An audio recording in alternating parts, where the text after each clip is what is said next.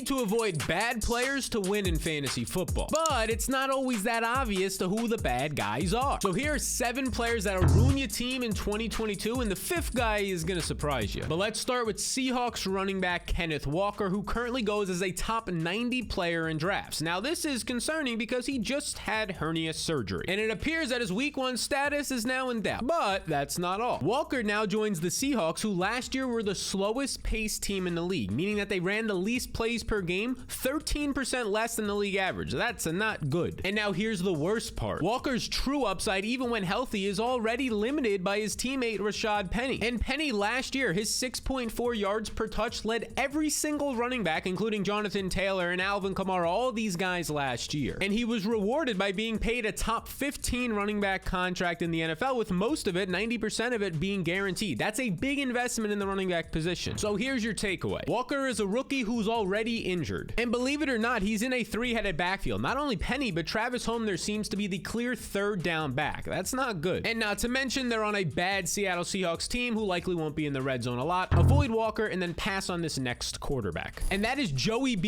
Cool Joe Burrow, who was elite last year. His 8.9 yards per attempt, his quarterback efficiency, was not only the highest last year, but the highest for a quarterback in the last 12 seasons. And his completion rate last year was the 2nd best since 2012. But here's the issue. Despite the historic efficiency, Burrow still finished 10th at the quarterback position. And he currently goes right now as the QB6 off the board. So here's what you need to know. The Bengals ranked 20th in passing plays per game last year. So for Burrow to finish better than he did last year at 10th, he's going to have to not only continue his efficiency, but see an increase in his passing volume. This is possible, but unlikely. Now let's discuss a risky top 25 RB. And that would be Antonio Gibson, who still, depending on the site you're using, but Fantasy Pros consensus ADP goes as a top 25 running back, the 66th overall player. This is confusing. And here's why it's confusing, because he might actually be the running back 2 on his own team behind the rookie Brian Robinson, who started the last preseason game, played more than him, and Coach Ron Rivera said, yeah, Robinson, the rookie, earned that start. And the organization has shown no trust in Gibson. I mean, right now he's trying to be the starting kick returner, which is not good for a running back. That's a demotion. And you honestly can't blame them for their lack of trust, because Antonio Gibson last year, he led the NFL for all running backs with 6 fumbles, and then he fumbled in the first preseason game this year. He didn't learn from his mistakes. So this past off season, they aggressively re-signed J.D. McKissick, who basically had a deal done with the Buffalo Bills, and they had to go and pull him right back. And then shortly after that, they went ahead and drafted in the 3rd round Brian Robinson. And Brian Robinson is just not some nobody running back. No, he had over 1,600 total yards last year at Alabama, the toughest place that you can play. You're getting the defense's best every week. 35 receptions, 224 pounds with solid speed. So here's your takeaway for Gibson. At best, he's in a 3-headed backfield, and at worst, he's the odd man out. Yet Gibson currently goes as a top 70 player, and you should avoid him, and also this top 20 player you should stay far away from. And that would be Nick Chubb, who right now currently goes as a borderline top 15 player, not running back, player overall, which is actually ahead of guys like Saquon Barkley and Aaron Jones on draft boards. Now here's the issue. Chubb lacks the ultimate cheat codes for fantasy football at the running back position, and that is receptions and an elite red zone role. I mean, you could see for yourself. Last year, he saw just 36% of the red zone opportunities in the games that he was healthy, and he averages just 1.39 receptions per game, so 24 receptions over the season, which is not good when Kareem Hunt is out there and active. Oh yeah, not to mention his quarterback this year is going to be Jacoby Brissett, a big downgrade. So consider a fade here, and then check out this surprise quarterback that you have to pass on. And this may shock you, but yes, Patrick Mahomes, who goes as the 2nd quarterback off the board, is a fade this year. Now last season, he finished as the 5th overall quarterback, but his situation has gotten worse. The Chiefs ranked 2nd in the NFL, losing 340 targets this offseason from their offense last year, including his top 4 wide receivers from last year. And the obvious big name there, potentially the best wide receiver, definitely a top 3 receiver and dynamic player in the game in Tyreek Hill. But that's not all, because last year Mahomes had by far the worst efficiency season of his career. He's basically been top 5 every year of his career until last year where he was 13th, league average in efficiency, yet he goes as the 2nd quarterback off the board, and he's now lost his top 4 receivers from last year. So consider waiting a couple rounds and drafting Jalen Hurts or Kyler Murray instead, and then fade this top 10 wide receiver. And that would be CeeDee Lamb, who's expected to have a big season, and it makes sense. Amari Cooper is gone, and Michael Gallup's expected to miss the start of the year. But there's one big issue. Lamb currently goes in drafts as a top 20 player, meaning that his expectations are already built in here. People are already drafting him expecting a big year, even though we've never seen it in the past one. And if he doesn't finish as a top 5 receiver, he's likely letting you down this year. Now, I mentioned he's never done it before. He's only played 2 years in the league, and he's gotten better each year. Last year, he saw a couple more targets, more receptions, and better yardage, more yards per reception. Now, that's good. But even in his best season last year, his sophomore year, he ranked 32nd in target rate, meaning that he's not elite at earning targets. So why are we just automatically assuming he will be this year? And look at it this way. The defenses now can solely focus on him because there's no other threats in this offense. A rookie in Jalen Tolbert, and then third and fourth string guys like Semi and Foku. Yeah, you don't know who that is because he's not a threat. And as you can see in my rankings, I'm currently below the field. His ADP, the most recent update on Underdog, was 14th. I have him around 20th right now, so I'm below. I'd rather just take a bunch of other running backs. I'd rather take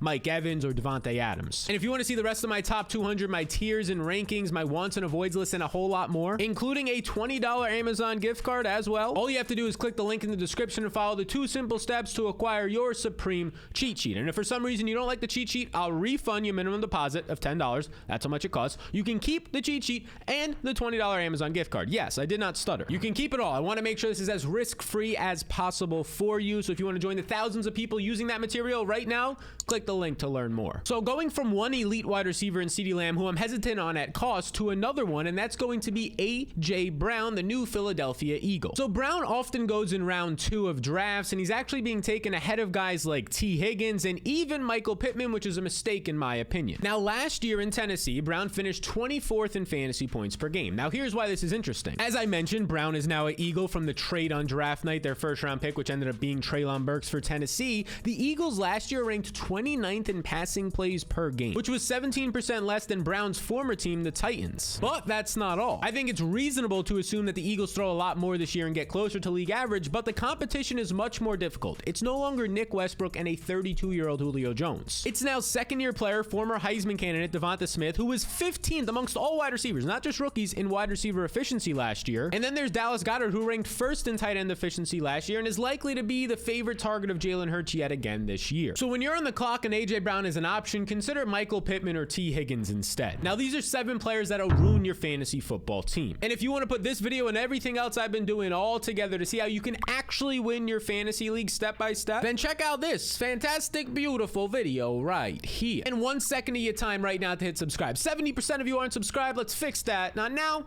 but right now.